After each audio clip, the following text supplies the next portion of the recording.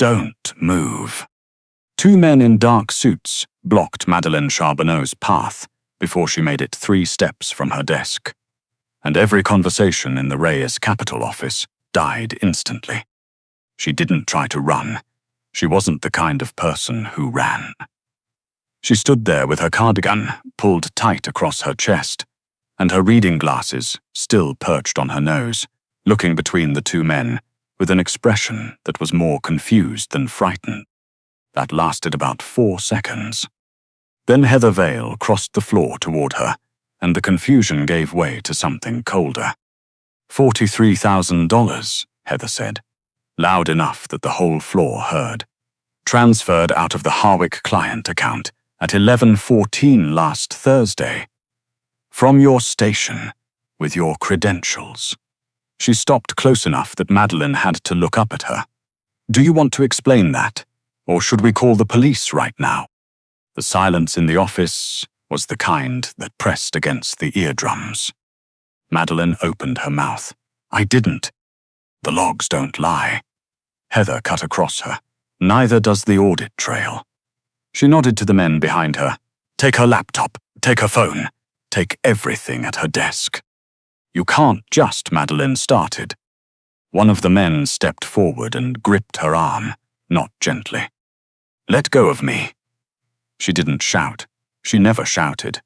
But her voice shook slightly, and that small tremor seemed to confirm something in the faces watching from nearby desks. They all looked away. The junior analyst near the window suddenly found something fascinating on his monitor. The woman who shared the printer with Madeleine every morning turned her chair slowly until her back was facing the scene. No one said a word in Madeleine's defense. Heather reached out and took the access badge from Madeleine's lanyard, the small, deliberate gesture of someone making a point, not following a procedure. You're done here, she said quietly, and then, just loud enough for the 3 nearest desks to hear. Did you honestly think no one would notice? You of all people. The cruelty wasn't in the words. It was in the you of all people. The implication that Madeleine should have known better than to reach for something that didn't belong to her. That she should have stayed small, stayed grateful. A door opened at the far end of the floor. Dominic Reyes walked out of his corner office, and the entire room shifted the way a room shifts when a pressure system moves through. He was 42 years old, dark-haired, built like a man who'd spent his whole life understanding exactly what strength was for. No tie. He never wore a tie. His sleeves were rolled to the elbow, and old tattoos ran along his left forearm. Deliberate, careful lines that said more about where he'd come from than any biography ever written about him in the business press. He didn't walk quickly. He didn't need to. His eyes found Madeleine first, then the guards, then Heather. Relief! 2 words, no volume behind them, no particular emphasis. Just the complete certainty of a man who was not accustomed to saying things twice. The guard let go immediately. Heather turned to face him. Dominic, I've already confirmed. Get Reed. But the audit. Get Reed. He looked at Heather for a long moment, and no one leaves this floor. Reed Calloway, 35, former intelligence analyst, the kind of man who compiled a complete dossier before most people finished their morning coffee, arrived within 6 minutes. By then, Dominic had walked Madeleine into the small conference room at the back of the floor and closed the door. She sat across the table with her arms wrapped around herself. The cardigan had a small snag near the left cuff. She picked at it without seeming to realize she was doing it. I didn't take anything, she said. I know. She looked up. I didn't say that to make you feel better, Dominic said. He sat across from her, unhurried. I said it because I've watched every person on this floor for 3 years, and I know the difference between someone who steals from me and someone who's been set up. He paused. The investigation will confirm it, probably within the hour. Madeleine was quiet for a moment. She called me you of all people. He said nothing. He waited. I know what she meant. Madeline looked down at the table. She meant, someone like you should know your place. Dominic's jaw tightened almost imperceptibly. He didn't respond immediately, but his eyes stayed on her face, on the mark spreading across her cheekbone, where Heather's ring had caught her skin when she'd been shoved against the desk. He hadn't mentioned it yet. He'd been deciding what to do with the anger that had arrived in his chest the moment he'd seen it. The person who should be sitting in this room right now, he said finally, is not you. Reed's investigation took 53 minutes. The transferred funds traced back to a shadow account Heather had opened using a vendor number that hadn't been active in 2 years. The access credentials were stolen. Copied from Madeline's login session during a routine system update 3 weeks prior. 4 transactions. $43,000 moved in amounts small enough to stay below the internal alert thresholds. Neat, patient, and almost invisible. Almost. Because Madeline Charbonneau had a habit of cross-referencing vendor logs against the payment schedule every second Friday. The discrepancy she'd flagged internally, left in a time-stamped note file on her desktop 4 days ago, was still sitting there, waiting to be found. She hadn't been stealing. She'd been about to catch someone who was. Dominic read Reed's summary without expression. Then, how long? At least 8 months, possibly longer before she got careful. The note Madeline filed, flagged through the internal system, redirected before it reached your desk. A pause. Heather has admin routing access. Dominic closed the folder. Gather the full floor. 15 minutes. 61 people stood in the large conference room, and the quiet was different from the quiet earlier that morning. That silence had been the silence of people looking away. This one was the silence of people bracing. Heather stood near the front, still composed. She had managed situations before. Dominic entered without looking at her. The investigation is complete. He didn't raise his voice. He never needed to. The funds were transferred using stolen credentials. The transaction trail has been fully documented. The individual responsible is identified. He looked at Heather, then. You fabricated an accusation against an employee who was, at the time, in the process of exposing your own theft. A ripple moved through the room. You used your administrative access to suppress her internal report. You then arranged for her to be publicly restrained and physically humiliated in front of her colleagues. Heather's composure cracked, not all at once, but at the edges, the way ice cracks before it gives. Heathervale, you're dismissed. Security will escort you from the building. Legal documentation will follow before end of day. You can't possibly. You're already gone, Dominic said. Simple as that. As 2 officers moved toward her, he turned to face the rest of the room. His voice didn't soften exactly, but it changed register. Madeline Charbonneau has worked in this office for 3 years. She was restrained without cause. She was accused publicly without evidence. She was struck. He let that sit. And not one person in this room said a word. Several people lowered their heads. I don't run an organization where silence passes for professionalism. If you witness someone being degraded, staying quiet is not neutrality, it is a choice. He looked across the room slowly. I expect everyone here to remember that. He found Madeline near the back, standing very still, her hands clasped in front of her. Justice had been delivered cleanly, efficiently, the way the boss did everything. But he could see from across the room that she wasn't relieved. She was somewhere else entirely.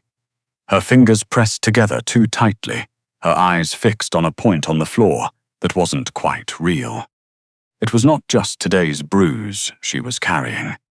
He understood that in the way he understood most things, quietly and completely. The weeks that followed were strange in a way that Reed would later describe. To no one in particular, as the period when everything changed without anyone announcing it. The office returned to normal on the surface. A new operations director was hired. Quarterly reports moved forward, but every morning, before Dominic reviewed the day's briefs, he asked Reed the same question. "Charbonneau in yet?" Reed would check without looking up. "Since 7:30, sir." Dominic would nod and move on to the briefings, as though the question had been entirely routine. It was not routine. He'd begun noticing, in the weeks after the incident, how Madeleine moved through the office. Meticulous in her work. More than meticulous, actually. The kind of precise that came from years of being told her value was contingent on her usefulness. She never arrived late. She never left early. She ate lunch at her desk, because the break room involved a social calculation she seemed to find exhausting. She also did things she was not paid to do. She stayed late on Tuesday and Wednesday evenings to reconcile expense reports for the 3 junior staff members, still learning the system, so they wouldn't face corrections in front of the full team. She brought in food on Fridays, nothing elaborate, whatever she'd baked the night before, left quietly on the kitchen counter with a sticky note that said, "Help yourself." When the mailroom clerk missed 3 days with a bad cold, she left grocery store soup and cold medicine at his locker. No card, no expectation of thanks. Reed handed Dominic the summary one Thursday morning. Dominic read it twice. "She does this regularly." "Every week," Reed said. He turned to the next page. "The Alvarez account, the one the junior analyst nearly lost in February."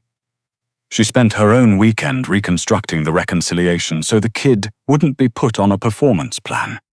Dominic set the paper down and looked out the window at the grey Toronto skyline for a long moment.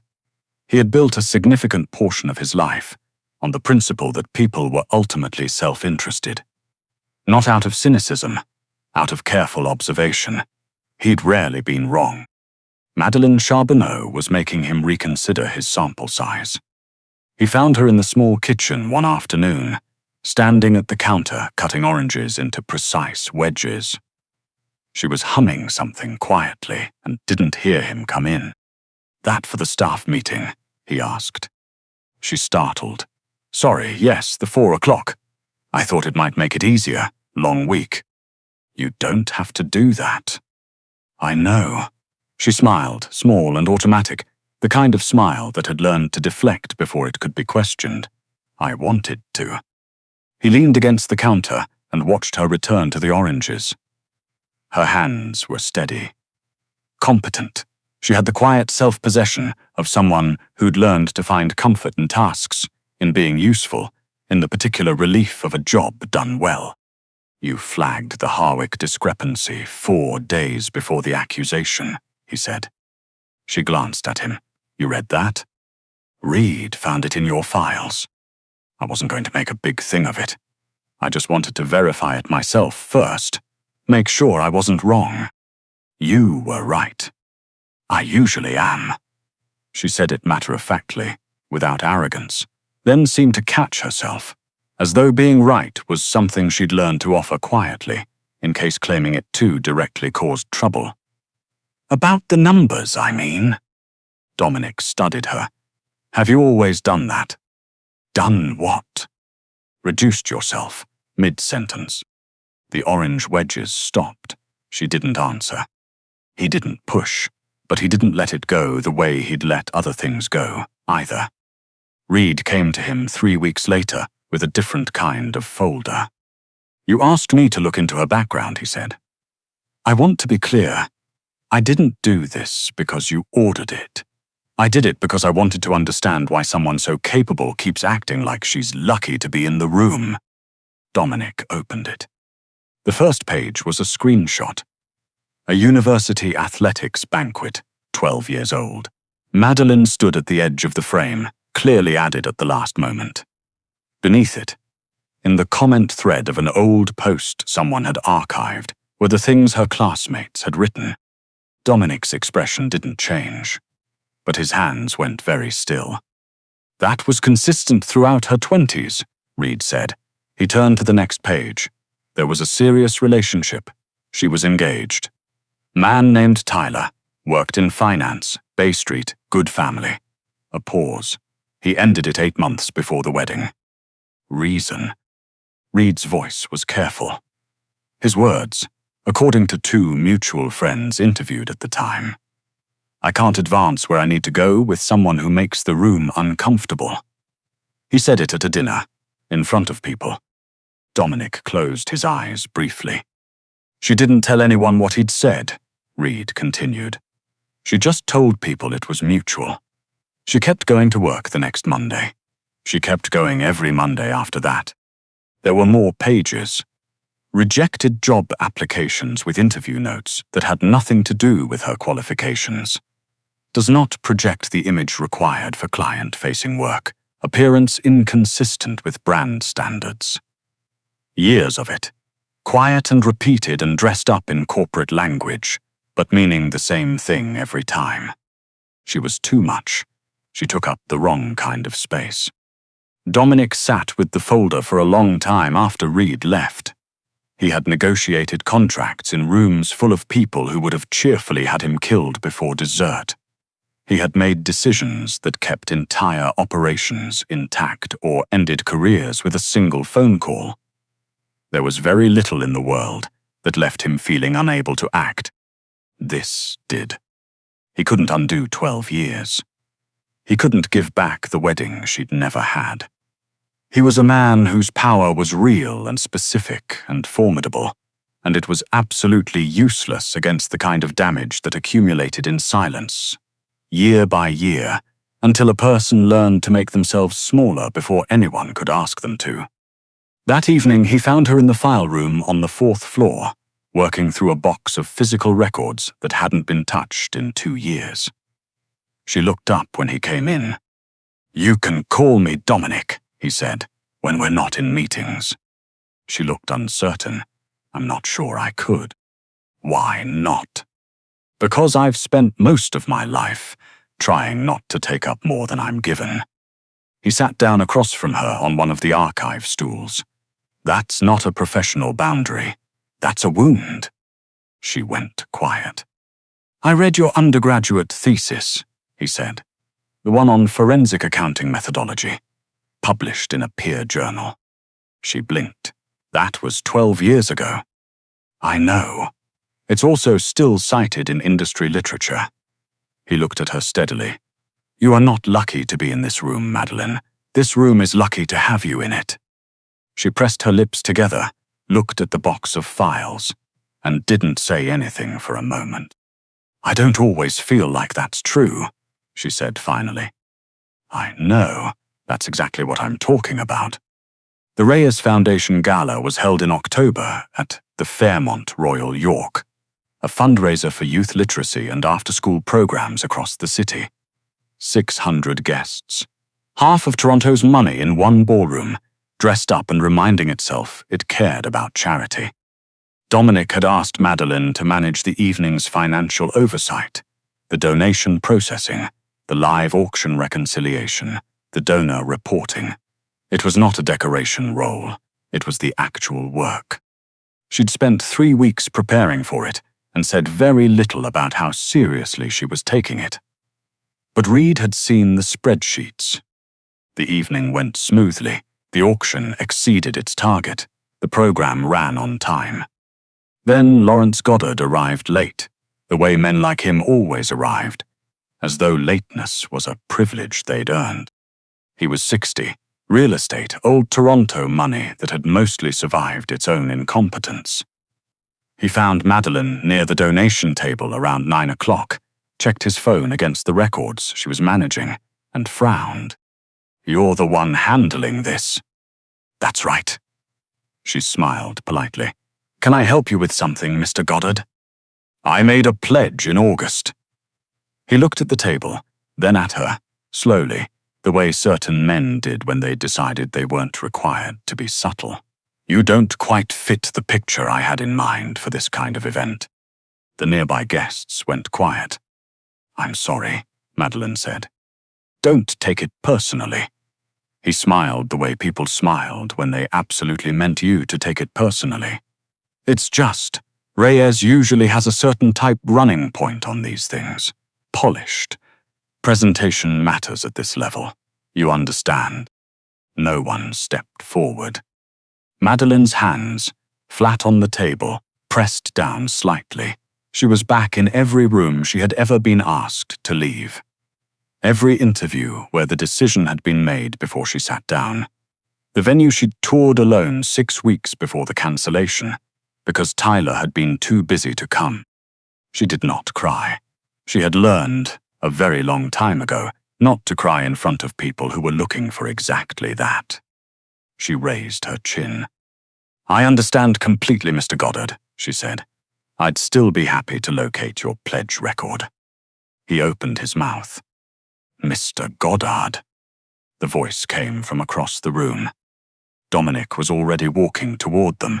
He had been at the podium 30 seconds ago, mid-address, 150 people watching, and he had simply stopped, set down the microphone, and stepped away from the stage.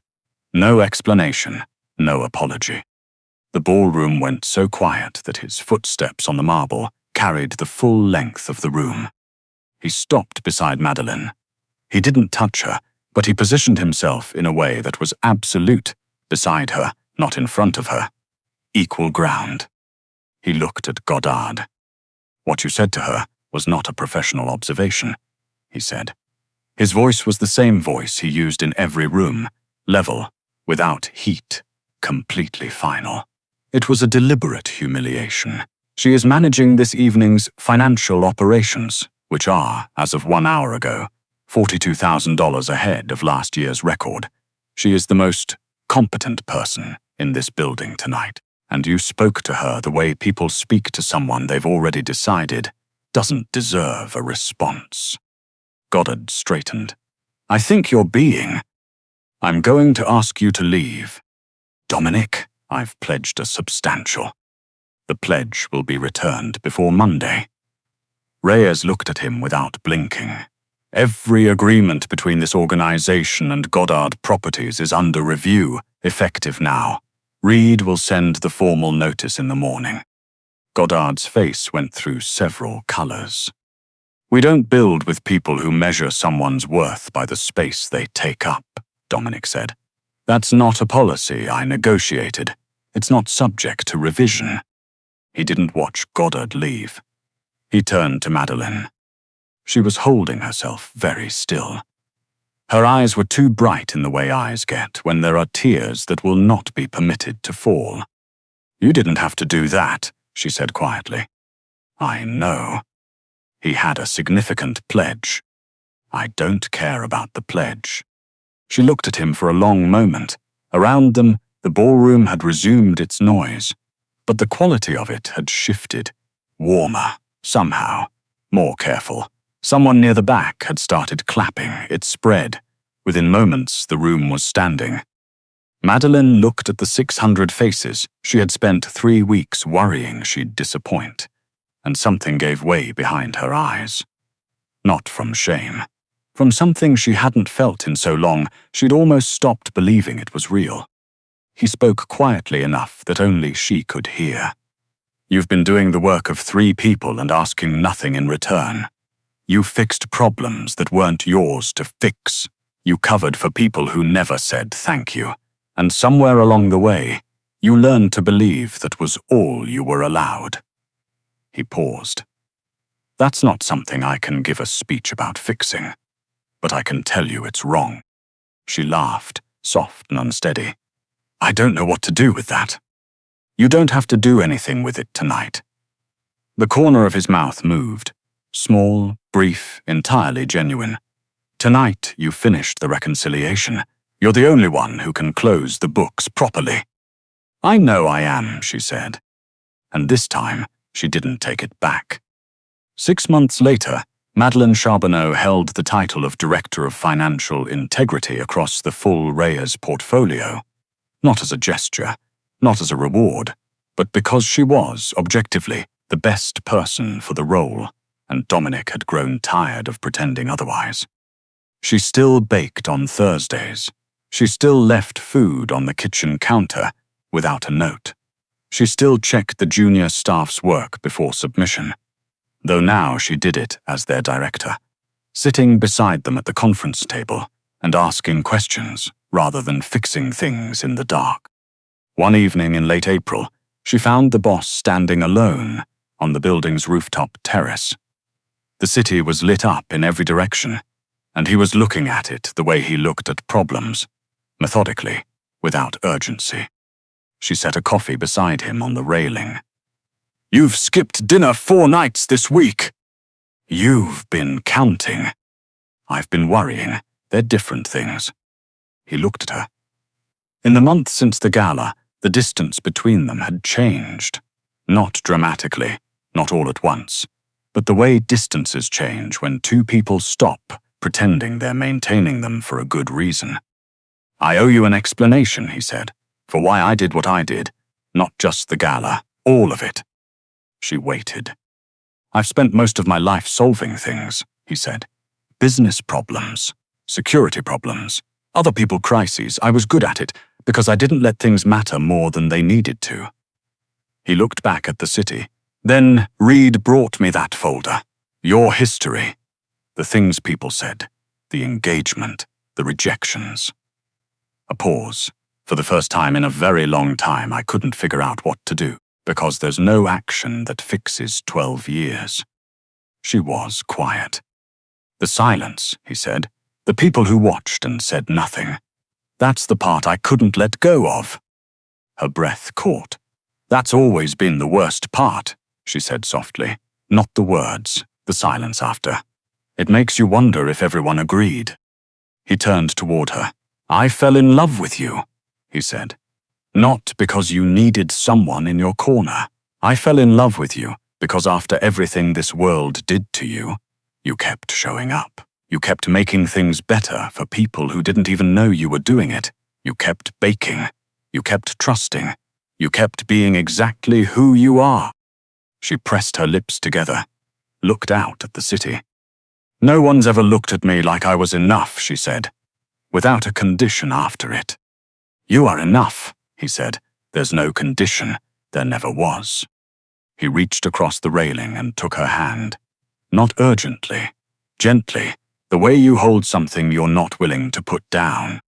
Below them, Toronto moved through its evening, without knowing or caring what had just happened on that rooftop. But Madeleine Charbonneau, who had spent years learning how to take up less space, how to make herself useful, how to stay in the background, until the background felt like the only place she belonged, stood in the April wind with her hand in the hand of the most feared man in the city, and felt, for the first time in longer than she could remember, like she was standing exactly where she was supposed to be.